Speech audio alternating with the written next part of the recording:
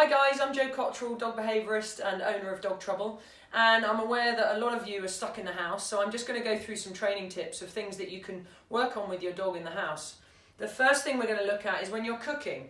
So personally, when I'm cooking, which is not very often, but when I do cook, I don't want my dogs to be by my feet, to be around me when I'm cooking, due to safety, but also out of respect. So I use this border here as my threshold to make the dogs go and stand behind or sit behind when I'm cooking. So Billy here, hey Billy Bob, is going to be our little stooge dog, aren't you? And he's fairly good at this, but he has his moments, don't you? Billy's one of our strays from Greece, and it's Jess and Josh's dog. So we're going to work on place work. So before I start to get my ingredients out, I'm going to just say to Billy, out. And I'm going to move towards him. So I'm going to stay calm, I'm going to be assertive, and I just use spatial pressure just to back him off. And then as I go to the fridge to get my ingredients out, I'm just going to make sure he stays. So again, spatial pressure, presence, stay. So as I get my ingredients out,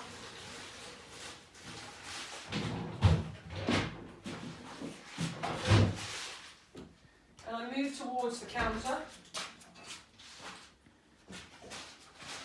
So I'm just looking for him to stay beyond the threshold, which he is, which is great.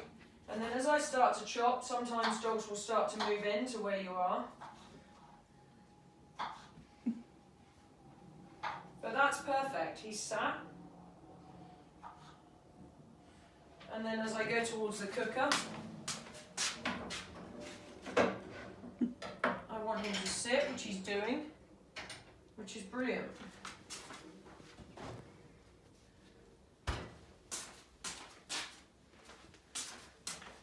So what I do is when I'm chopping vegetables, I'll chop them up, and then at the end, when I've got the leftovers, I'll invite my dogs to come in and have some leftovers, because it's healthy for them. I much prefer giving them vegetables as treats, rather than processed treats that you get in the shop. So as I've finished, Billy come, I'll invite him into my kitchen. Sit. And I can practice some basic training commands. Good boy. Out you go. Good boy. Sit. Stay. And then I can go back to what I was doing. So just work on that with your dogs. As they come towards you into your space, just move into their space, give spatial pressure. If they're a dog that tends to blast past you, or they're very excited, very scatty, or smaller dogs, what you can do is just put a lead on them so that you can just pick the lead up and just lead them out of the kitchen and then just drop the lead. So you don't have to grab their collar, you don't have to make them start air snapping at you if they're a dog that when they feel challenged, they tend to snap. So there's some top tips for when you're cooking.